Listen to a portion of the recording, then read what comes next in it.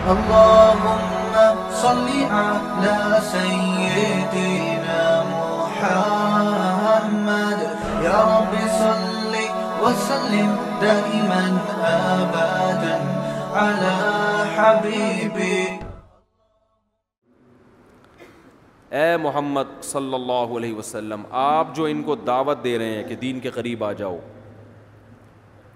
شرک چھوڑ دو، یہ کرو وہ کرو، یہ مان نہیں رہے، تو آپ ان سے پوچھیں کہ کیا آپ نے اس دعوت پہ ان سے کوئی پیسے مانگے ہیں؟ اتنا ٹیکس ان کے ذمے لگا دیا ہو کہ یہ اس ٹیکس کے بوجھ تلے دبے چلے جا رہے ہوں. کیا زبردست بات ہے. دیکھو اس سے کیا پتہ چلتا ہے کہ دین کی دعوت پہ کوئی دنیاوی مفاد نہیں ہونا چاہیے. پیغمبروں کی یہ صفت ہے کہ وہ دین کی دعوت کو کیش نہیں کراتے اپنے مالی مفاد کے لیے. یعنی آپ صلی اللہ علیہ وسلم کے اخلاص کی یہ دلیل دی جا رہی ہے کہ یہ دعوت میں برحق ہیں. برحق ہونے کی دلیل کیا ہے؟ ان کی دعوت پہ کوئی معاوضہ، بولو نا بھائی، نہیں ہے. اگر یہ تم سے پیسے لے رہے ہوتے اس دعوت پہ اور تمہارے لیے معاشی مجبوری کی وجہ سے وہ پیسے نکالنا مشکل ہو رہا ہوتا تو ہم کہتے بھائی تم حق کو اس لیے نہیں مان رہے ہو کہ تمہیں حق قبول کرنے میں کیا دینا پڑ رہا ہے؟ پیسے دینے پڑ رہے ہیں. اور وہ پیسے بھی اتنے زیادہ مانگ رہے ہیں کہ تمہارے تو بڑے مسائل ہیں، تو معاشی مسائل میں تو کوئی بھی نہیں برداشت کرتا. کیا مطلب؟ نقصان بھی ان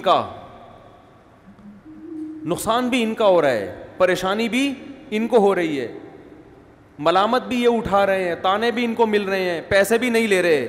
یہ اس کی علامت ہے کہ یہ اپنی دعوت میں برحق ہیں. دیکھو جس کا کوئی مفاد نہیں ہوتا پھر بھی وہ ایک چیز پہ ڈٹا رہے تو کچھ تو غور کرنا چاہیے نا. اسی کو قرآن نے ایک دوسرے مقام پہ بیان کیا کہ اللہ نے قرآن میں یہ وہ بجا رہے ہیں، ہیلو ادھر مڑ کے دیکھیں، نہیں یہ وہ نہیں ہے، وہ کوئی اور ہے، ان سے کام تھا میں بھول جاؤں گا پھر. تو دیکھو قرآن ایک اور جگہ یہ بات کہتا ہے، قل انما اعظکم بواحدہ، اے نبی آپ ان سے کہہ دو میں تمہیں ایک چیز کی نصیحت کرتا ہوں.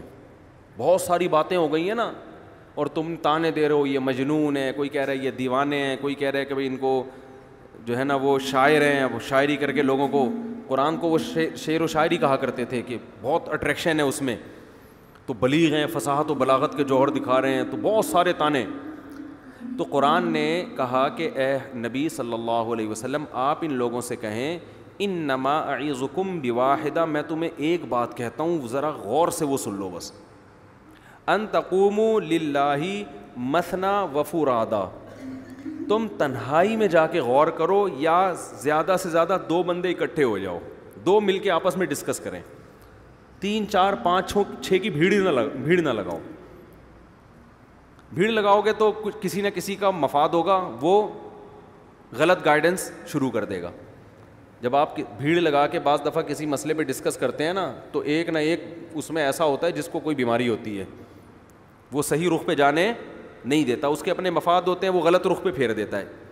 تو بہت اگر جمع ہی کرنی ہے تو کم سے کم 2 آدمی سے زیادہ نہ ہو، یا تنہائی میں اکیلے بیٹھ کے غور کرو، ما بصاحبکم من جنہ، کہ یہ جو محمد صلی اللہ علیہ وسلم ہیں یہ کہیں معاذ اللہ دیوانے تو نہیں ہو گئے، ان کا دماغی توازن معاذ اللہ نقل کفر نباشت کہ کہیں خراب تو نہیں ہو گیا دماغی توازن، اس پہ غور کر لو بس. کیا زبردست انداز ہے. اللہ کو پتہ ہے کہ جب یہ 2 بندے بیٹھ کے ڈسکس کریں گے نا صرف اسی پہ ڈیبیٹ ہوگی، بھائی یہ ان کا دماغ صحیح ہے بھی کہ نہیں ہے محمد صلی اللہ علیہ وسلم کا. تو یہ سغرے کبرے ملا کے تانے بانے ملا کے بالآخر اس نتیجے تک پہنچیں گے کہ یہ برحق ہیں، اس لیے کہ 40 سال انہوں نے تم میں گزارے، اس وقت بھی دماغ میں کوئی خرابی معاذ اللہ نہیں تھی، اس وقت بھی ان کو کبھی پیسوں کی لالچ نہیں ہوئی، کوئی کرپشن کا الزام نہیں لگا، کوئی جھوٹ کا الزام نہیں لگا.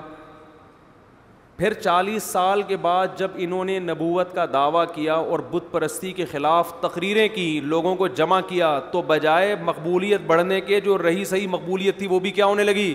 ختم. تو انسان قوم کے خلاف جب چلتا ہے یا تو کچھ دنیا کا مفاد ہوتا ہے یا اس کا دماغ کیا ہوتا ہے. جیسے پاگل الٹے الٹے کام کر رہے ہوتے ہیں نا, ان کو پتہ ہی نہیں ہوتا کہ بدنامی کیا ہوتی ہے, ٹھیک ہے, اس کا ہمیں کیا نقصان ہو رہا ہے. تو ایسے آدمی کو کیا کہتے ہیں؟ پاگل ہے. لوگ کہتے ہیں نا پاگل ہے, اس کو چھوڑا جا رہا ہے, تو ایسے ہی پھینکتا رہتا ہے, کہتے ہیں نا. بھائی 4 آدمی بیٹھ کے کوئی بات کر رہے ہیں, 5واں آ کے الٹی شروع کر دے, لوگ کیا کہتے ہیں؟ باولا ہو گیا, اس کی نہیں سنو, کہتے ہیں نا سٹھیا گیا ہے, تھوڑا سا کھسکا ہوا ہے, اوپر کا پرابلم ہے, کہتے ہیں نا لوگ. تو قرآن کہتا ہے کہ ان کے بارے میں غور کرو. ام تسألہم اجرن, ایک غور یہ کرنا ہے کہ نہ یہ ہم سے پیسے مانگ رہے ہیں, کہ یہ کہہ رہے ہیں کہ ٹھیک ہے تم جو مجھ پر ایمان لائے گا تو میرے اتنے منتھلی اس کے ذمے ہے کہ وہ میرے لیے باندھ دے. جیسے آج کل بہت سے پیر ہیں, جب آپ ان کے ہاتھ پہ بیعت ہوگے تو نظر ہدیے نذرانے کا طویل سلسلہ شروع. پھونکوں والے بھی ہیں اس میں, اور بہت سارے ٹائپ کے لوگ آ رہے ہیں اس میں. تو یہ تو ایک پیسہ نہیں مانگتے تم سے, 1 روپیہ ان کا کمیشن نہیں ہے. حتیٰ کہ نبی صلی اللہ علیہ وسلم نے جو زکوٰۃ کی اتنی فضیلت بیان کی, زکوٰۃ زکوٰۃ زکوٰۃ زکوٰۃ, اس میں اصول بنا دیا کہ میرے اور میرے رشتہ داروں پہ یہ حرام ہے. عجیب بات ہے یا نہیں ہے؟ سید پر زکوٰۃ کیا ہے؟ قیامت تک کے لیے حرام. کہ نبی نے قیامت تک کے لیے اپنے اوپر, اپنے اہل بیت اور قیامت تک جو آپ کی نسل میں پیدا ہونے والی اولاد ہے ان پر زکوٰۃ کو کیا کر دیا؟ لینا حرام. دینا تو فرض ہے, ان میں مالداروں پر لینا حرام. کیا زبردست اصول ہے بھائی.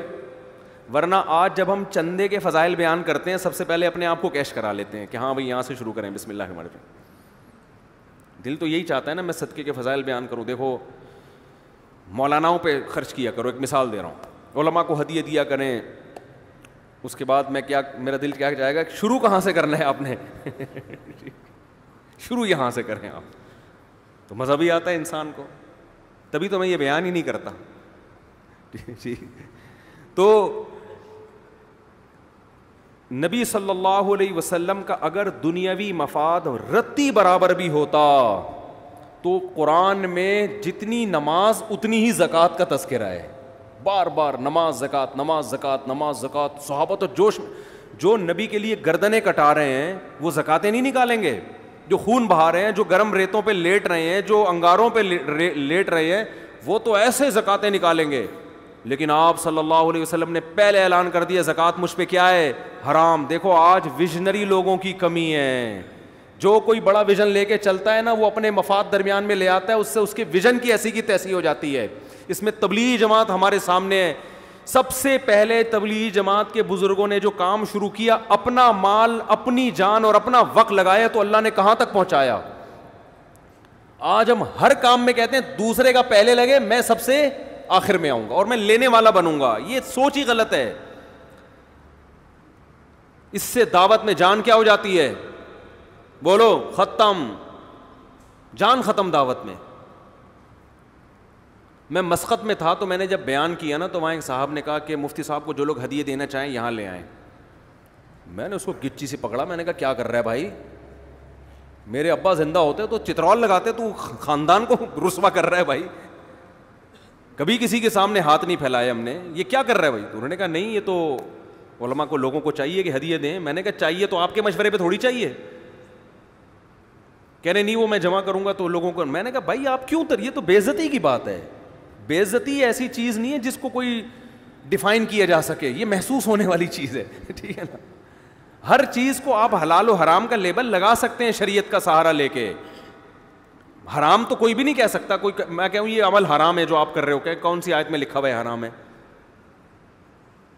لیکن تھوڑی بہت انسان کو عزت ہو تو وہ جاتی ہے تو محسوس ہوتا ہے, عزت ہو ہی نہیں تو جاتے بھی.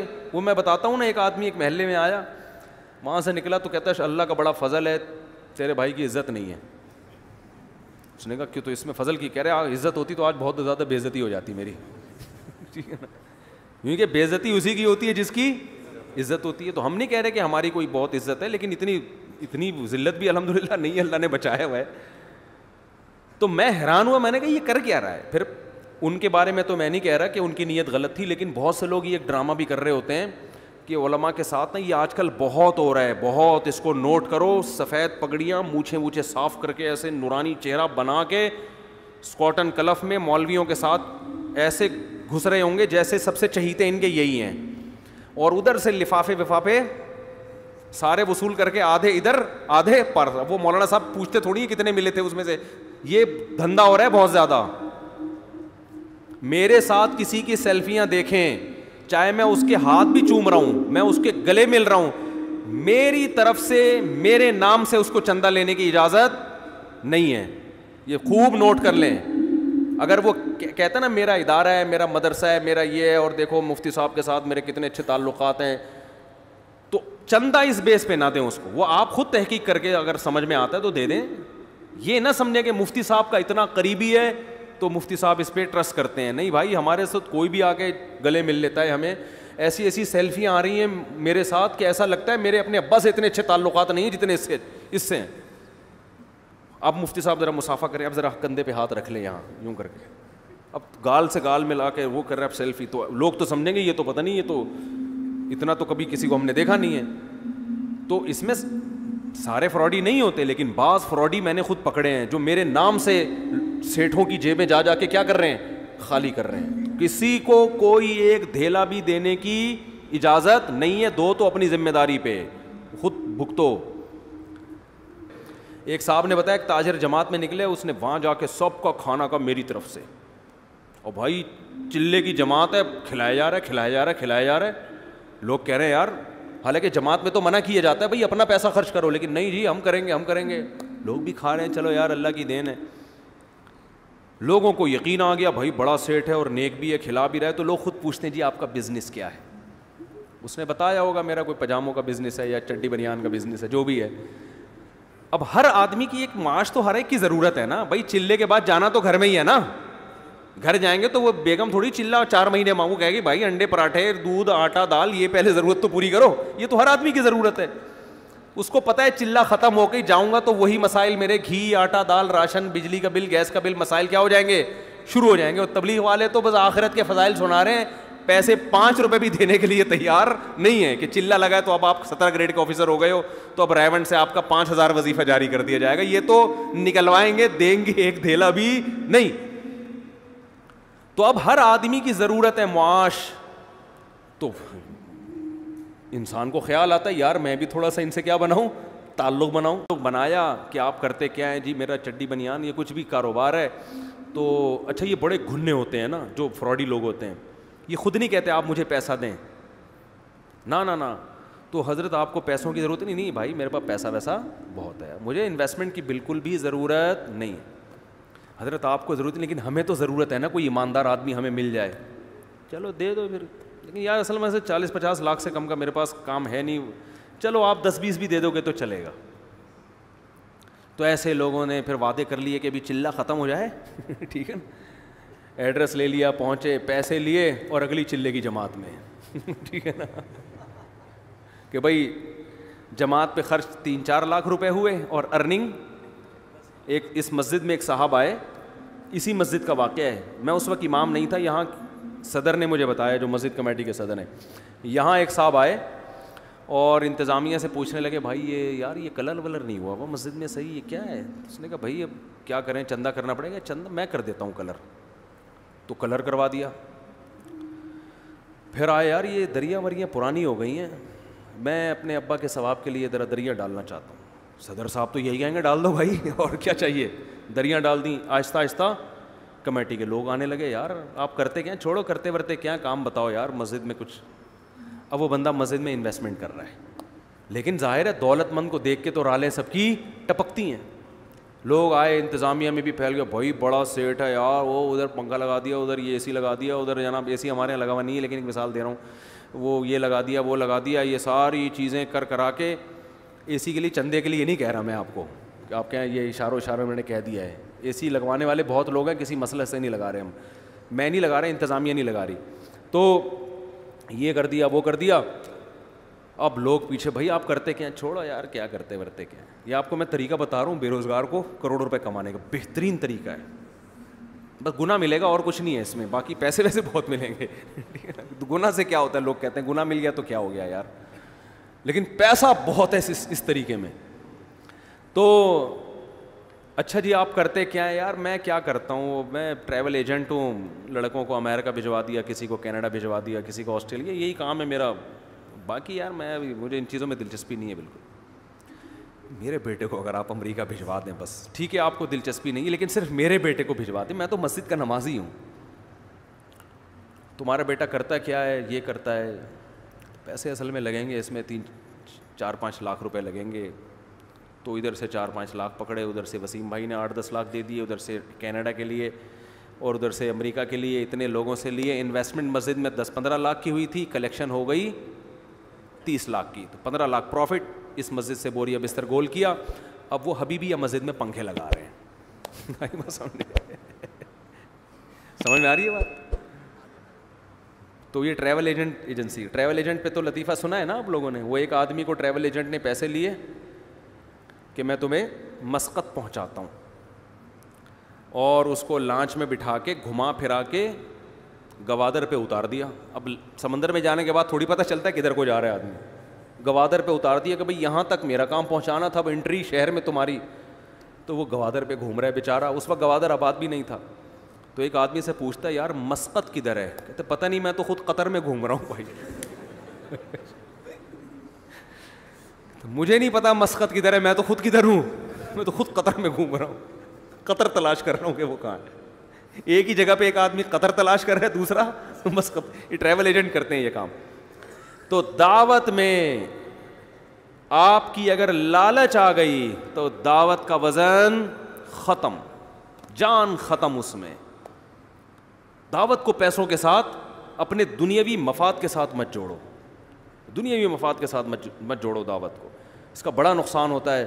اور آپ کہو گے یار پھر ہم, یعنی دل تو چاہتا ہے نا کہ دعوت دینے کے بعد جب وہ آیا ہے تو تھوڑا سا اس کو اپنی دکان کا پتہ بتائیں, دل تو چاہتا ہے نا. تو دیکھو داعی کا اجر اللہ نے اپنے ذمے لیا ہے. نوح علیہ السلام نے اپنی قوم سے کہا ما اسألکم علیہ من اجر, میں تم سے اجر کا مطالبہ نہیں کرتا. سوال پیدا ہوتا ہے پھر کیا, ان اجری الا علی اللہ, میرا اجر کس کے ذمے ہے؟ اللہ کے. داعی کو اللہ بہت دیتا ہے. یہ رزق ایسی چیز ہے, استغنا کے ساتھ جب آتا ہے نا تو چھپڑ پھاڑ کے آتا ہے. یہ آدمی بھاگتا ہے رزق سے, اور رزق اس کے پیچھے بھاگتا ہے. وہ نبی صلی اللہ علیہ وسلم نے فرمایا جس نے آخرت کو اپنا اصل ہدف بنایا نا, تو اتتہ الدنیا وہی راغمہ, دنیا بھی ملتی ہے لیکن ناک رگڑتے ہوئے ملتی ہے, ذلیل ہو کے ناک رگڑ رہی ہوتی ہے, کہتی قبول کر لے ہمیں, لیکن ایسے ملتی ہے دنیا. اور ہم نے تو علماء کی زندگی میں دیکھا ہے جنہوں نے رزق کو لات ماری نا, کہ دین کو اصل ہدف بنایا, رزق ایسا بھاگ رہا ہے, ایسا بھاگ رہا ہے ان کے کہ وہ حیران ہے کہ یہ ہو کیا رہا ہے ہمارے ساتھ. ایسا رزق بھاگتا ہے اس کے پیچھے, اور یہ ہر داعی کے ساتھ ہوتا ہے. تو اس میں کاروبار کو الگ رکھو بالکل, سمجھ رہے ہو؟ میں یہ نہیں کہہ رہا کاروبار مت کرو, یہ تو بیوقوفی حماقت ہے, بھیکاری بن جاؤ گے, ہر وقت منہ سے ڈالے ٹپکتے رہیں گی. یار ادھر سے کوئی جیب میں ہاتھ ڈالے شاید کوئی ہدیہ ودیہ نکال رہا ہو, ٹھیک ہے نا, یہ حالت ہو جاتی ہے انسان کی. تو استغنا کے ساتھ نبی صلی اللہ علیہ وسلم نے فرمایا کہ ایماندار تاجر قیامت کے دن پیغمبروں کے ساتھ ہوگا. میں تو تاجروں کو ایسا موٹیویٹ کرتا ہوں, میں کہتا ہوں تمہاری آمدن کتنی ہے؟ وہ کہتے ہیں 3 کروڑ. میں کہتا ہوں 3 کروڑ میں کیا ہے, 3 کروڑ کوئی آمدن ہے؟ میں تو ایسے موٹیویٹ کرتا ہوں. لوگ کہتے ہیں آپ مولوی ہو کیا میں کہہ رہے ہو؟ مولانا تو کہتے ہیں 3 کروڑ, او بھائی کیا کر رہا ہے, سارا کیا پیسوں میں ہی لگایا رہے گا؟ میں کہتا ہوں 3 کروڑ کو 6 کروڑ بنا بھائی تو. وہ کہتے ہیں کس قسم کی باتیں کر رہا ہوں؟ میں کہتا ہوں بھائی مسلمان کے مضبوط ہونے سے اسلام مضبوط ہوگا. مسلمان کو تو صحابہ کرام جو مالدار تھے, وہ آپ کا کیا خیال ہے چھوٹے موٹے مالدار تھے؟ جامع رشید نے ایک تحقیق کی ہے کہ صحابہ میں جو مالدار تھے نا, ان کے اثاثے کتنے تھے؟ 5 ارب روپے اس زمانے کے حساب سے. ان کے پاس جو چاندیاں تھیں نا, جن کی مالیت 5 ارب روپے کی بنتی ہے. حضرت عثمان جو 500 گھوڑے اللہ کے راہ میں دے رہے ہیں, گھوڑا لینڈ کروزر تھا اس زمانے میں, اس کا مطلب 500 گھوڑے تو اللہ کے راہ میں دیے, باقی تجارت تو ان کی چل رہی تھی ویسے ہی. اتنے مالدار لوگ, اس کا اسلام کو فائدہ ہوا کہ نہیں ہوا؟ تو اسلام تو تجارت سکھاتا ہے, اس لیے کہ تجارت میں پیسہ بہت ہے. اللہ نے پیسے کو اپنا فضل کہا ہے کہ جمعے کی نماز جب ہو جائے تو وابتغوا من فضل اللہ, پھر اللہ کے فضل کو تلاش کرو, جاؤ. سمندر کو مسخر کیا, لتبتغوا من فضلہ، تاکہ تم اللہ کے فضل کو تلاش کرو، سمندر میں روزی تلاش کرو، کنٹینر آئیں تمہارے، ایکسپورٹ ہو امپورٹ ہو. یہ جو سمندر میں اللہ کہتا ہے نا کہ میں نے مال رکھا ہے، رزق رکھا ہے، اس سے مراد ہے بزنس، کیونکہ سمندری تجارت سے انویسٹمنٹ سمندری تجارت میں کم ہوتی ہے، ارننگ زیادہ ہوتی ہے. تو اللہ کہہ رہے ہیں میں نے سمندر کو مسخر کیا، تمہارے فرما بردار بنا دیا، تاکہ وسخر، وہ کیا ہے، وَلَهُ الْجَوَارِ الْمُنشَآتُ فِي الْبَحْرِ كَالْأَعْلَامِ، پہاڑوں جیسے جہاز سمندر میں چلیں گے. کیوں؟ رزق تلاش کرنے کے لیے. تو یہ رزق کیسے تلاش ہو رہا ہے؟ کنٹینر میں مال جائے گا بھی اور کنٹینر میں مال آئے گا بھی.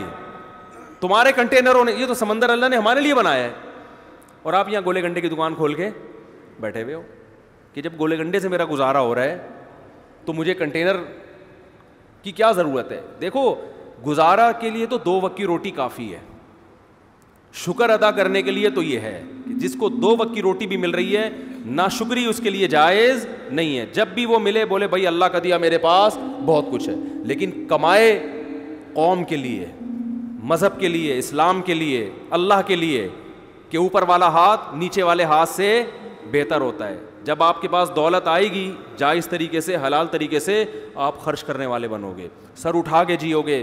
اللہ کو مخلوق کے سامنے غلامی پسند نہیں ہے کہ ابھی اس سے ادھار مانگ رہا ہے، کبھی اس سے ادھار مانگ رہا ہے، پیسے ہی نہیں ہے. ہمارے حضرت فرمایا کرتے تھے نا، ایک مولانا صاحب سے میں نے پوچھا آپ شادی کیوں نہیں کرتے؟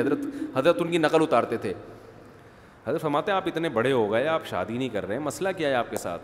تو حضرت ان کی نقل اتارتے تھے کہ جب ان سے پوچھا جاتا کہ شادی کیوں نہیں کر رہے، کہتے ہیں پیسے ہی نہیں ہے. یعنی ایسا، وہ حضرت کے شاگرد تھے تو کوئی حرج نہیں تھا حضرت کے لیے ان کا مذاق اڑانا. تو حضرت کو بڑا غصہ آیا کہ ایسا اسٹائل کیوں بنا رہے ہو، پیسے ہی نہیں ہے. یعنی یہ ناشکری والا اسٹائل ہے نا، یہ کیا کریں پیسے ہی نہیں ہے. تو حضرت کو بہت غصہ آتا تھا ان کے اوپر، نہیں یہ اسٹائل کیوں ہے؟ اسٹائل یہ ہونا چاہیے بھائی اللہ کا دیا بہت کچھ ہے. اب سوال جب اتنا کچھ ہے تو شادی کیوں نہیں کر رہے؟ بولے بھائی وہ اگلا مہر بہت زیادہ مانگ رہا ہے، آج کل لڑکیوں کے خرچے بہت ہیں، تو اللہ کا دیا تو بہت کچھ ہے، لیکن ان کمبختوں کی ہوس کو لگام کون دے؟ یوں کر لو، اللہ پہ نہیں. پیسے ہی نہیں ہے کا مطلب اللہ نے مجھے دیا ہی نہیں ہے. تو بولو پیسہ بہت ہے بھائی، اللہ کا دیا بہت کچھ ہے، حالانکہ کچھ بھی نہ ہو پھر بھی بولو بہت کچھ ہے، اس لیے کہ واقعی بہت کچھ ہے. جہاں آپ کو 2 وقت کی روٹی مل رہی ہے نا، آنکھوں میں بینائی ہے، سننے کی سماعت ہے، بہت کچھ اللہ نے آپ کو دے دیا ہے. اب رونے دھونے کی اجازت نہیں ہے. تو اب آپ کماؤ، زیادہ کماؤ، قوم کے لیے کماؤ. آپ مدرسوں میں خرچ کرو گے، بیوہ عورتوں پہ خرچ کرو گے، یتیموں کی، ایک یتیم کی کفالت نبی نے کیا فرمایا کہ جس نے یتیم کی کفالت کی جنت میں میرے ساتھ ایسے ہوگا. ذهب اہل الدثور بالاجور، صحابہ نبی کے پاس آئے، یا رسول اللہ مالدار لوگ تو اجر میں بڑھ گئے، جتنی نمازیں ہم پڑھتے ہیں وہ بھی پڑھتے ہیں، لیکن صدقات و خیرات تو وہ ہم سے زیادہ کر رہے ہیں. اب غریب آدمی احساس کمتری میں جاتا ہے، تو وہ یہ سوچ کے شکر ادا کرے کہ اللہ نے آپ کو دولت نہ دے کے بہت سے فتنوں سے بچا لیا.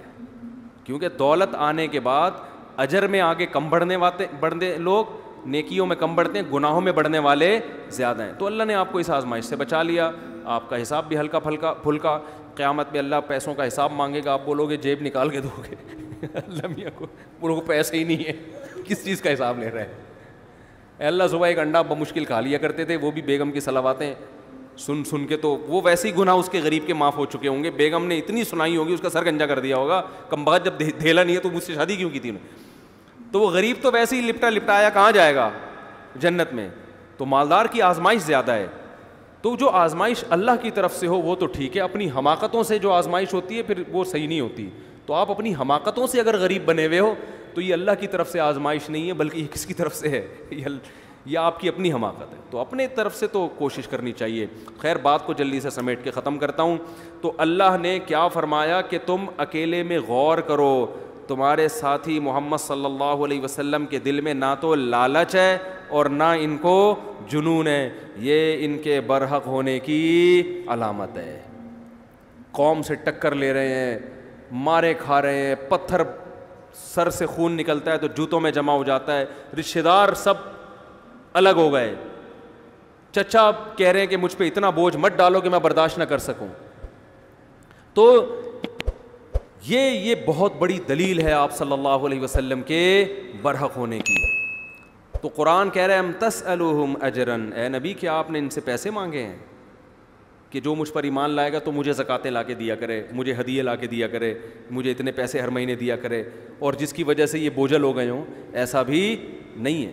حتیٰ کہ دیکھو ابو طلحہ انصاری رضی اللہ تعالیٰ عنہ آئے نبی کے پاس، بس یہ واقعہ سنا کے بیان ختم کرتا ہوں، کہ یا رسول اللہ، قرآن میں اللہ نے آیتیں نازل کر دی، لن تنالوا البر حتی تنفقوا مما تحبون، کہ تم نیکی کی حقیقت تک اس وقت تک نہیں پہنچ سکتے جب تک محبوب چیز اللہ کی راہ میں صدقہ نہ کرو. یعنی اگر نیکی تو کم چیز بھی صدقہ کرنے سے ہوگی، لیکن اگر نیکی کی حقیقت اور تہ تک پہنچنا چاہتے ہو تو ایسی چیز صدقہ کرو جس سے تمہارا دل اٹکا ہوا ہے. محبوب چیز نکالو اللہ کی راہ میں، قربانی دو. دیکھو جس کو دنیا میں جب ایک دوسرے سے محبت ہوتی ہے نا تو لوگ آپ سے آپ کی پسندیدہ چیز مانگ لیتے ہیں. سیٹنگ میں تو یہ بہت ہوتا ہے، لڑکے بتاتے ہیں میری اپنی کوئی سیٹنگ نہیں ہے الحمدللہ، کہ سیٹنگ میں یہ بہت ہوتا ہے کہ وہ محبوبہ نے یہ مانگ لیا، اپنی کوئی خاص چیز مانگ لی کہ بھئی یہ گھڑی ہے یا یہ موبائل ہے. اب آپ آزمائش میں آ گئے، اب آپ کو محبت تھی، آپ نے کہا کوئی بات نہیں یہ آئی فون تمہارا ہوا. وہ جوش میں آ جاتی ہے، بھئی یہ ہے محبت. یہ دنیا میں ہوتا ہے، انسان آزماتا ہے. اور یاد رکھو یہ ہمارے ہاں بہت بڑی اللہ کی نعمت ہے کہ اب بھی عورت پہ خرچ کرنے کا جذبہ ہے، پٹانے کے لیے بھی. گوروں میں یہ بھی ختم، گوروں میں عورت کا یہ حق بھی ختم ہو گیا کہ انگریز عورت کو پٹانے کے لیے اس پہ خرچ نہیں کرتا، دونوں ایک دوسرے کو اپنے خرچے پہ پٹا رہے ہوتے ہیں. یعنی گرل فرینڈ بھی بوائے فرینڈ کا خرچہ اٹھا رہی ہوتی ہے آدھا آدھا. کمبخت کی سیٹنگ چل رہی ہے گرل فرینڈ سے، برگر بھی وہ اپنے خرچے پہ کھائے گی بیٹھ کے. یہ عورت کا حال ہو گیا ان ملکوں میں. یعنی نہیں آ رہی سمجھ میں میرا خیال ہے. یہ تو یہاں ہے کہ برگر اپنے خرچے پہ، پیزا اپنے خرچے پہ، اور ایزی لوڈ اپنے خرچے پہ، پھر کہیں جا کے وہ 8-10 پہ یہ خرچہ ہوگا تو ایک آدھ پٹ پٹا کے آئے گی آپ کے پاس. وہاں انگریز خرچہ نہیں کرتا گرل فرینڈ پہ، کیونکہ وہ بھائی تو جیسے میری ضرورت گرل فرینڈ ہے تو تمہاری ضرورت بوائے فرینڈ ہے، تو تم اپنے پیسوں سے برگر کھاؤ، میں اپنے پیسوں سے برگر کھاؤں گا. اتنے مزے گوروں کے ہیں، اور نقصان کس کا ہو رہا ہے؟ عورت کا. تو عورت کے حقوق یہاں جتنے ہیں نا وہاں نہیں. گرل فرینڈ حرام ہے، ناجائز ہے، کہیں شروع نہ کر دیں. ایک مثال دے رہا ہوں میں. تو کیا بات کر رہا تھا میں؟ جلدی سے بات کو سمیٹ کے ختم کروں میں. کون سا واقعہ؟ ہاں، تو محبوب ترین چیز اللہ کی راہ میں صدقہ کیا جائے. قرآن نے کہا نیکی کی تہ تک تم اس وقت پہنچو گے. یہ آیت جب نازل، لن تنالوا البر، ہرگز نہیں نیکی کی حقیقت تک پہنچ سکتے جب تک محبوب چیز صدقہ نہیں کرو گے. حضرت ابو طلحہ انصاری آئے، یا رسول اللہ، اللہ نے آپ پہ جو آیتیں نازل کی، قرآن نازل کیا، اس میں اللہ نے فرمایا کہ محبوب ترین چیز کو صدقہ کرنا پڑے گا. تو میں نے اپنے دائیں بائیں غور کیا، میرے پاس محبوب ترین مال کون سا ہے؟ تو میرے 2 باغ ہیں جو مجھے بہت ہی محبوب ہیں. پراپرٹی ہے نا، ایک تو باغ ویسے ہی اچھا لگتا ہے، دوسرا وہ ارننگ کا اس زمانے میں اس سے بہتر ذریعہ تھا نہیں، تو یہ تو میری ارننگ کا ذریعہ ہے، یہ مجھے بہت محبوب ہے. تو آپ کو اختیار ہے، آپ جہاں چاہیں صدقہ کر دیں. میں ہوتا تو شاید میرے دل میں لالچ آتی کہ بھائی میں بھی آخر انسان ہوں. ہیں بھائی، میرے بیان سن کے تمہیں صدقے کی توفیق ملی ہے، اور میرے بچے بھی ماشاءاللہ ہول سیل کے حساب سے ہیں. میرے ذہن میں تو وسوسہ آ جاتا.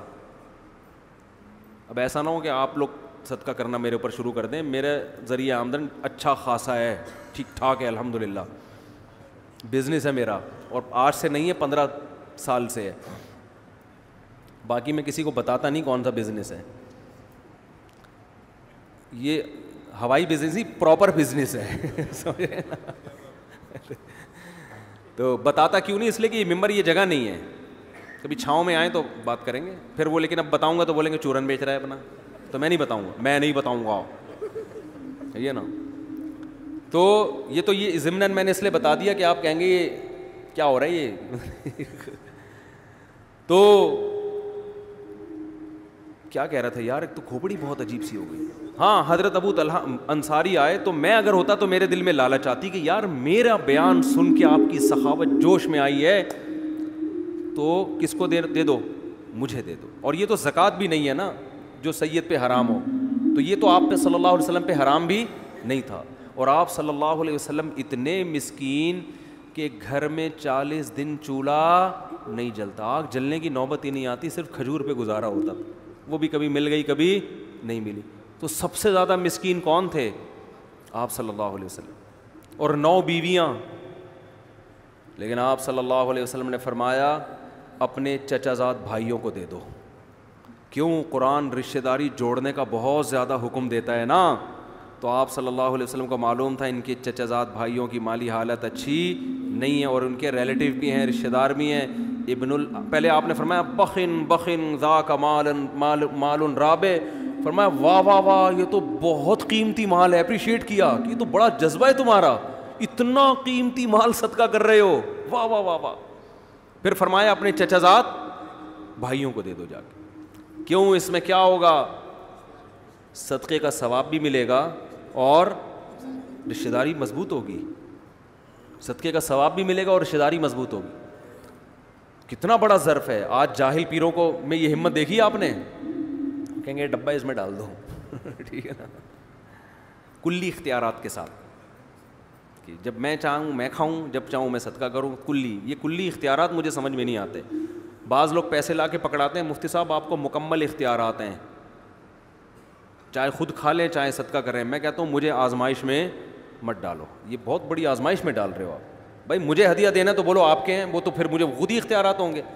کیونکہ انسان ایسے موقع پہ اتنی مصیبت میں پڑ جاتا ہے کہ آپ نے کوئی رقم دی, بولا آپ چاہو تو آپ استعمال کرو, چاہو تو صدقہ کر دو. اب آدمی کہتا ہے پتہ نہیں یار ایک مصیبت میں ڈال دی ایک بندے نے, یہ کیا, وہ تو ویسے بھی تو آپ سیدھے سے بولو بھائی صدقہ کر دو اس کو, یہ آپ کے نہیں ہے, یہ صدقہ کرنے کے لیے ہیں. تو یہ گول مول باتیں نہیں کرنی چاہیے ان معاملات میں کبھی بھی. پیسوں کے معاملے میں آدمی کیا ہو, ایک نمبر ہو. تو نبی صلی اللہ علیہ وسلم نے فرمایا کس کو دے دو؟ ابن الاعمام, اپنے چچا زاد بھائیوں کو دے دو.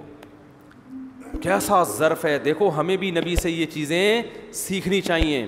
آپ جب بہن بھائیوں کو صدقے کی ترغیب دے رہے ہو, رشت کوئی بھی گھر کا بڑا ہوتا ہے بچوں کو ترغیب دے رہا ہوتا ہے, تو اپنے فضائل نہ سنانے شروع کر دیا کرو ٹھیک ہے نا. اس سے بچے سمجھیں گے ابا کے حقوق ابا کے علاوہ کوئی اور بتائے ان کو, پھر مزہ آئے گا. اب گھر میں والدین نا اپنے بچوں کو اپنے حقوق بتا, دیکھو ابا کا یہ حقوق ہے, ٹھیک ہے صحیح ہے یہ بھی, لیکن اس سے بچے پہ اثر نہیں پڑتا. بچے کو ابا کے حقوق کوئی اور بتائے گا تو ماں بتائے بچے کو باپ کے حقوق کیا ہوتے ہیں, اور باپ بتائے کہ ماں کے حقوق کیا ہوتے ہیں, پھر کام ہوگا ہٹو بچوں. ابا اپنے حقوق بتا رہا ہوتا ہے, اماں اپنے والے زیادہ بتانا شروع کر دیتی ہیں. بچہ کہتا ہے یار دونوں کے کیا ہیں آپس میں مفاد ہیں, ٹھیک ہے نا.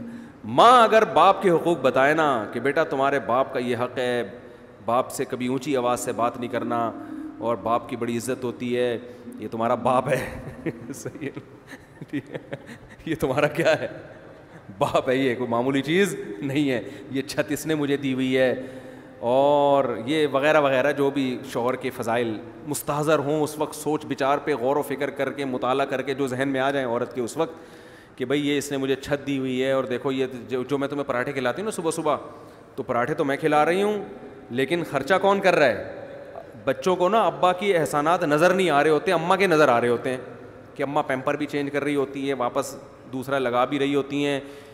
یہ نہیں پتا ہوتا کہ پیمپر میں تیل کس کا نکلا ہے خریدنے میں, یہ باپ کا نکلا ہے, لیکن سارا دن کماتا ہے وہ گدھے کی طرح, پھر جا کے پیمپر آ رہے ہیں گھر میں.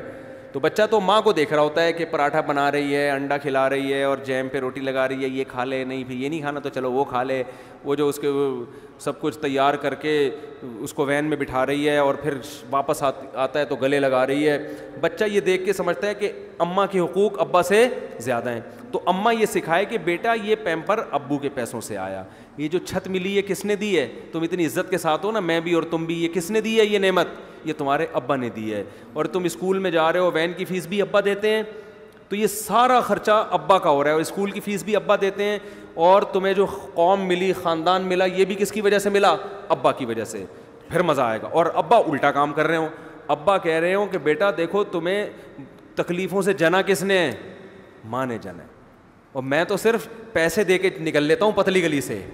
یہ جو صبح اٹھے پراٹھے بناتی ہے بیچاری, کچن کے سامنے آگ میں کھڑی ہوتی ہے اتنی دیر, اور بار بار پیمپر چیک کرتی ہے, رپورٹ کیسی ہے, یہی کام آج کل رہ گیا ہے نا. خراب رپورٹ ہے تو چینج کر دو, ورنہ وہی لگا رہنے دو, ٹھیک ہے نا. تو وہ بچوں کی ہگائی متائی کا کام تو پیمپروں نے اپنے ذمہ لے لیا ہے. تو یہ جو چیک کرتی ہے, میرے اندر تو یہ ہمت نہیں ہے. تمہیں گود سے لگایا, تمہیں اپنی چھاتی سے دودھ پلایا, تمہیں تکلیفوں سے اٹھایا, تو باپ ماں کے فضائل سنا رہا ہو. اور بیٹا یہ جو میں گھر میں تم آرام سے پل رہے ہو, میں سفر بھی کرتا ہوں, دنیا سے باہر بھی ملک سے باہر بھی جاتا ہوں, شہر سے باہر بھی جاتا ہوں میں, تو میں پھر بھی تمہارے بارے میں سکون میں رہتا ہوں کہ انہیں کوئی تنگ نہیں کرے گا, یہ محفوظ ہاتھوں میں ہے, کیونکہ ماں کا آلٹرنیٹ کوئی بھی نہیں ہے. تو میں جو اتنی بے فکری سے تھڑے پہ بیٹھ کے گپے لگا رہا ہوتا ہوں نا دوستوں کے ساتھ, مجھے پتا ہے بچے گھر میں صحیح پل رہے ہیں. ماں کے علاوہ کسی اور گود میں ہوتے پتہ نہیں کیا کر رہی ہے, زہر کھلا دے کہ مارنا دیتی کہیں. وہ سامنے تو بڑی اچھی بنی ہوتی ہے ماشاء اللہ, میرا لال باپ کے جاتے ہی بولے کم بخت. ایک آدمی نے کہ شادی کی, سوتیلے بیٹا ملا نا اس کو, تو مجھے وہ کہہ رہا ہے یار یہ سوتیلا بیٹا جو ہے نا مجھے ایک آنکھ نہیں بھا رہا ہے. ٹھیک ہے نا, ان کا مزاج بھی ہے, کہہ رہے یار یہ مجھے ایک آنکھ نہیں بھا رہا ہے یہ. تو میں نے کہا کیا خرابی, کہہ رہے یار یہ مجھے پتہ نہیں اپنے بچوں میں بالکل بھی اچھا نہیں لگ رہا ہے. تو ظاہر ہے جو سچی مچی کی ماں ہوتی ہے, سچی مچی کا باپ ہوتا ہے, اس کو جو اپنے بچے اچھے لگتے ہیں وہ دوسروں کے اچھے نہیں لگتے. تو باپ کو چاہیے بچوں کو بتائے کہ دیکھو تمہاری ماں نے جو تمہیں گود میں سکون ملا ہے نا, اور میں بھی جو تمہاری طرف سے تسلی میں ہوں, کیونکہ مجھے پتہ ہے کہ تمہاری ماں تمہیں پال رہی ہے. کوئی اور عورت ہوتی تو مجھے بھی تسلی نہ ہوتی. تو دونوں ایک دوسرے کے فضائل سنائیں گے تو کام چلے گا. وہ ادھر اپنی طرف گھسیٹ رہا ہے, وہ ادھر اپنی طرف, کہ ماں کی باتوں میں نہیں آنا. بتا دوں میں, یہ تو میں اس کی باتوں میں آ گیا تھا تو شادی ہو گئی میری اس سے. اب تم نہیں آنا, تمہاری ماں الٹی باتیں بتائے گی بیٹا تمہیں. اور ماں یہ کہہ رہی ہوتی ہے دیکھو تمہارے ابا نے تو مجھے کبھی سکون دیا نہیں ہے, اس کی باتوں میں مت آنا. تو اس سے بچہ کسی کا بھی نہیں بنتا, یہ بتا دوں, نہ باپ کا رہتا ہے نہ ماں کا رہتا ہے. تو کہاں سے کہاں بات چلی گئی. تو خلاصہ یہ نکلا اس پوری بحث کا کہ ہمارے نبی کی دعوت میں کیا تھا, اخلاص. اور یہ جب تک لوگوں کی جیب پہ لالچ ہوگی نا, نظر ہوگی, یہ چیز پیدا نہیں ہوگی. گھما پھرا کے لے آؤ گے کہیں نہ کہیں سے چورن چٹنی کی طرف, ٹھیک ہے نا. ایک دم مایوس کر دو لوگوں سے اپنے آپ کو, ایک دم کیا کر دو, مایوس, کہ بھائی کوئی کروڑ پتی بھی ہے تو میری بلا سے, میرے لیے نہیں ہے وہ, میں وہی ہے جو میری جیب میں ہے. میں نے ایک بیان کیا تھا, وہ بڑا اچھا کلپ چلا ہے, بہت میں نے خود بھی سنا تو بڑا اچھا لگا, مجھے مزہ آیا, کہ آپ کے سامنے لوگ اپنی دولت بتاتے ہوئے ڈرے نہیں, اپنے آپ کو ایسا بناؤ. کوئی آ کے آپ کو کہتا ہے نا میری کروڑوں روپے کی آمدن ہے, ڈرتا ہے, بتاتا نہیں ہے, اس کو پتہ ہے قرضہ مانگے, کل اس کے پہ حالات آئیں گے, مجھے اسے فون کرے گا پیسے چاہیے. تو اپنے آپ کو ایسا بنا دو کہ لوگ آپ کے سامنے آ کے اپنے دل کی بات رکھیں کہ میری اصل ایکچوئل آمدن اتنی ہے, اور اس کو یہ امید ہو کہ میرے بتانے سے ان کی صحت پہ کوئی فرق نہیں پڑے گا. ایسا نہیں ہوگا کہ حالات آئے تو مجھے فون کریں گے. میں بہت نالائق ہوں, لیکن اللہ کا فضل ہے, بڑے بڑے تاجر مجھے اپنی آمدن بتاتے ہوئے جھجکتے نہیں ہیں. ان کو پتہ ہے مولوی صاحب کبھی فون کر کے چندہ نہیں مانگے. ہاں کوئی بہت کسی سے قریبی تعلق ہو تو وہ تو انسان مانگ سکتا ہے اس سے, اور یہ اس کی علامت ہے کہ مانگتے ہوئے آپ کو اگر عزت ہے اور شرم نہیں آ رہی عزت بھی ہو بجے, تو یہ بے تکلفی کی علامت ہے. جیسے دوست جاتے ہیں نا کہ یار ذرا نہاری کے پیسے تو دے یار, تو بے تکلفی تو ایک اس کا تو اصول ہی الگ ہے نا. کسی سے اتنی گہری دوستی ہو, بے تکلفی ہو, اس سے مانگنے میں تو کوئی حرج نہیں ہے, کیونکہ وہ بھی مانگ لے گا آپ سے, آپ بھی مانگ لو گے اس سے, یا ویسے ہی اس سے تعلق اتنا ہے, اور آپ کو بھی پتہ ہے منع بھی کر دے گا. تو وہ تو ریلیٹیو اپنے خاص ہوتے ہیں, وہ انسان کو پتہ چل جاتا ہے. لیکن نارمل ایسا نہیں ہونا چاہیے. کوئی بھی آ کے جتنی بھی آمدن ہے بھائی آپ کی بلا سے, اپنے آپ کو ایسا بناؤ, اس سے رزق تھوڑا دیر سے ملے گا لیکن ملے گا چھپڑ پھاڑ کے. اور جو لالچ ہے نا, ادھر سے نکال لوں, ادھر سے لے لوں, ادھر سے لے لوں, اس سے فوری طور پہ تو کچھ مل جاتا ہے لیکن ہمیشہ کے لیے انسان محروم ہو جاتا ہے. لوگ سمجھ جاتے ہیں کہ یہ لالچی آدمی ہے, اس سے چھپاؤ, بھاگو, پھر قرضہ مانگو, فون نہیں اٹھاؤ اس کا. سمجھتے ہو گے نہیں سمجھتے؟ خدا کی قسم سر اٹھا کے عزت کے ساتھ جینے میں جو مزہ ہے نا, ایسا خاندانی مزہ ہے جو کباب پراٹھوں میں وہ مزہ نہیں ہے. ایک واقعہ سنا دوں تاکہ بیان کمپلیٹ ہو جائے. ہمارے حضرت ایک واقعہ بہت سنایا کرتے تھے, ہمیں بڑا اچھا لگتا تھا یہ واقعہ. پرانے وقتوں کی بات ہے, جب بادشاہی حکومت ہوا کرتی تھی, تو ہندوستان سے جو ہے نا کوئی شخص چلا گیا عرب کسی عرب کنٹری میں, اس وقت سعودی عرب نہیں تھا, عرب ارض حجاز کہا جاتا تھا. عرب لوگ بڑے سخی ہوتے ہیں. تو یہ چلا گیا بے یار و مددگار, تو وہاں کسی شہزادے نے اس کا بڑا اکرام کیا کہ بھئی ہندوستان سے آیا ہے, مسافر ہے, تو بڑا اکرام کیا اس کا. اس کو بڑی خوشی ہوئی یار کہ عرب شہزادہ میرا اکرام کر رہا ہے. تو اس نے کہا کہ کبھی ہندوستان آؤ اور تمہیں کچھ ضرورت ہو تو میرے گھر پہ آنا. شہزادے نے کہا مجھے کیا ضرورت, میں شہزادہ آدمی, میں تو فقیر غریب آدمی ہے, تو میں نے تیری مدد کر لی ویسے ہی, مجھے کوئی تجھ سے مدد نہیں. وہ فقیر تھا بیچارہ, غریب تھا نا. تو پھر بھی اس فقیر نے کہہ دیا کہ یار حالات کا کچھ پتہ نہیں ہوتا, کبھی آنا ہو تو یہ میرے ایڈریس سے آ جانا. تم شہزادے ہو لیکن جو ہے کبھی کبھی ضرورت پڑ جائے. اللہ کی قدرت کی بغاوت ہوئی, اس حکومت کا خاتمہ, اور ظاہر ہے پھر تو شہزادے قتل ہوتے ہیں. تو یہ بھاگا, اب وہ عرب کی زمین چھوڑ کے بھاگا. تو اس کو خیال آیا کہ میرا ایک ہندوستان میں دوست تھا, تو اس نے یہ مجھے ایڈریس دیا تھا. اچھا, اس شہزادے نے اس کو کہا تھا کہ ہم شہزادے لوگ ہیں, ہم کسی کے سامنے ہاتھ نہیں پھیلاتے, ہمارا اسٹائل ہی یہی ہے. چینے شہزادے, ہم شہزادے لوگ ہیں, ہاتھ نہیں پھیلاتے ہم کسی کے سامنے, چاہے کتنی ضرورت ہو. اب اس کو پڑ گئی ضرورت. اس نے کہا یار وہ اس نے بڑے واسطے دیے تھے کہ میرے پاس ضرور آنا, بڑی خوشی ہوگی, تو چلو یار چلتے ہیں. یہ سمجھا بے تکلف دوست ہے. جب اس کے در پہ گیا, پہلے تو اس نے پہچاننے سے انکار کر دیا. اس نے بتایا میں وہ شہزادہ ہوں. ہو ویلکم, آئیے آئیے بیٹھیے, کہ آئیے کیسے آنا ہوا, یار حالات نے تختہ پلٹا اور مجھے ضرورت پڑ گئی, آج میں تمہارے در پہ آ گیا. تو اس ہندوستانی نے فارسی کا ایک شعر پڑھا. اس شعر کا مفہوم یہ ہے کہ حاجت اور ضرورت بڑے بڑے شیروں کو پتہ نہیں گیدڑ بنا دیتی ہے یا لومڑی بنا دیتی ہے. بڑے بڑے شیروں کو کیا کر دیتی ہے, گیدڑ یا فقیر بنا دیتی ہے. کچھ ایسا اس نے شعر پڑھا جس میں ایک توہین کا تھوڑا سا عنصر تھا کہ دیکھو تو اتنا بڑا شہزادہ تھا, لیکن ضرورت جب پڑتی ہے نا, بھوک لگتی ہے, تو بڑے بڑے شہزادے بھی کیا بن جاتے ہیں, فقیر. یہ بڑا نالائق تھا, اس نے یہ ایسے موقع پہ کہنے کا تھا نہیں شعر. یہ تھا تو خون میں تو شہزادہ تھا نا, بلڈ تو وہی تھا. اس نے کہا کہ شیر ہمیشہ شیر رہتا ہے, کیسی ہی حاجت ہو, شیر کبھی گیدڑ اور لومڑی نہیں بنتا. اور شیر ایسی حاجتوں پہ 100 جوتے مارتا ہے جو حاجت اس کو فقیر بنا دے. اور کہا میں تجھ سے ایک دھیلا نہیں لوں گا, بھوکا مر جاؤں گا.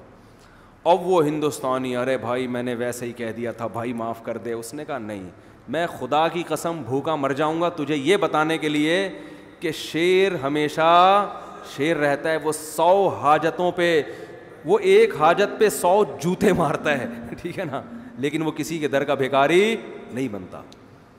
تو ہمارے حضرت یہ شعر پڑھتے تھے. فارسی کا شعر ہے تو نہ ہماری سمجھ میں آتا تھا نہ آپ کی آئے گا, تو اردو میں مفہوم سمجھ میں آتا تھا کہ ہم 100 جوتے مارتے ہیں. تو حضرت فرماتے تھے کہ وہ شہزادہ فقیر تو بن گیا, مگر اسٹائل کون سا تھا, شہزادوں والا. تو یہ شہزادہ بننا ہر ایک کے اختیار میں ہے.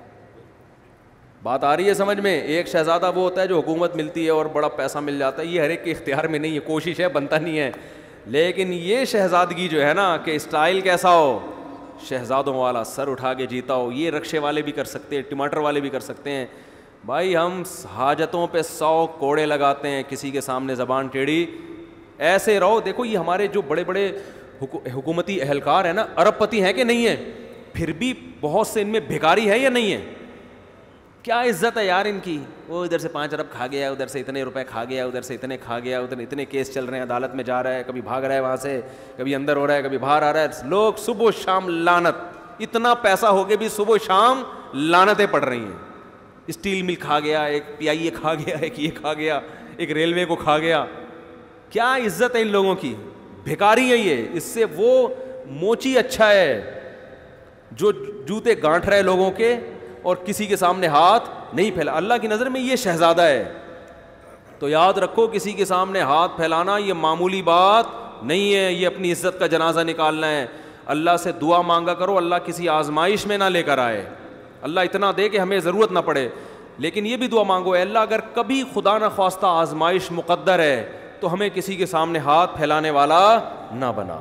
ہاتھ نہ پھیلائے, سر اٹھا کے جیے, دھیلا نہ ہو, لیکن اسٹائل ایسا ہو جیسے آپ سے بڑا سیٹ دنیا میں کوئی ہے ہی نہیں. ہمارے حضرت بہت غریب تھے, 60 سال کی عمر تک فرماتے ہیں کہ میرے پاس لاہور اپنے شیخ کی زیارت کے لیے ٹرین کا کرایہ نہیں ہوتا تھا، لیکن میں جیتا ایسے تھا لوگ قرضے مانگتے تھے مجھ سے آ کے، سمجھتے تو بہت بڑے سیٹ ہیں یہ، اور حضرت بھی دیتے نہیں تھے کیونکہ جس کو دیا واپس نہیں دیا اس نے. حضرت فرماتے تھے اس زمانے میں جو کسی کو قرضہ دے دے وہ احمق، اور جو لے کے واپس کر دے وہ اس سے بڑا بیوقوف. جو قرضہ دے دے وہ بھی بیوقوف، اور جو لے کے واپس کر دے وہ اس سے بڑا بیوقوف. اب اس کا ایک مطلب ہے، لوگ کہتے ہیں یہ تو قرضہ دینا تو واجب ہے، اس کو ڈبل بیوقوف کیوں کہہ دیا؟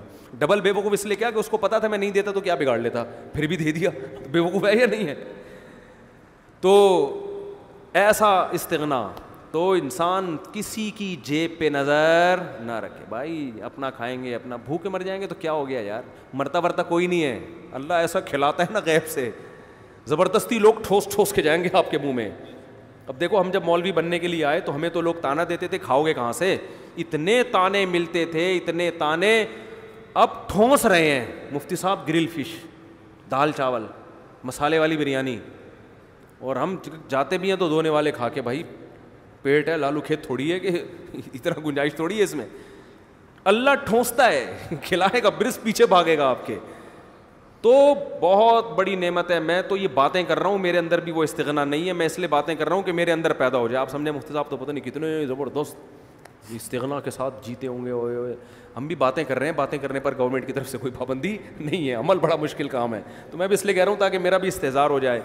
تو عزت کا، اور خاص طور پر دیندار آدمی، داڑھی والے، نمازی، ان کو تو بہت عزت نفس کا خیال کرنا چاہیے، بہت زیادہ خیال کرنا چاہیے عزت نفس کا، کہ عزت پہ آنچ نہ آئے. تو ہمارے نبی نے اتنی غربت میں گزارا کیا، ایک پیسے نہیں مانگے. صحابی صدقے کی ترغیب دے رہے ہیں تو کہہ رہے ہیں اپنے چچا زاد بھائیوں کو دے دو، ٹھیک ہے نا. تو ان کو کبھی جہاد میں خرچ کروا رہے ہیں، اپنی ذات کے لیے نہیں مانگ رہے، اپنی ذات کے لیے. اپنی بھوک بھی نہیں بتا رہے لوگوں کو جا کے کہ میرے حالت یہ ہے، یہ میری حالت. صحابہ نے غزوہ خندق میں آپ کے چہرے کو دیکھ کے اندازہ لگایا کہ آپ کتنی شدید بھوک میں ہیں، چہرے کو دیکھ کے اندازہ لگایا. تو اس ہمارے نبی تو بڑے مستغنی تھے بھائی، ہمیں بھی ایسی زندگی گزارنی چاہیے. اللہ تعالیٰ عمل کی توفیق عطا فرمائے.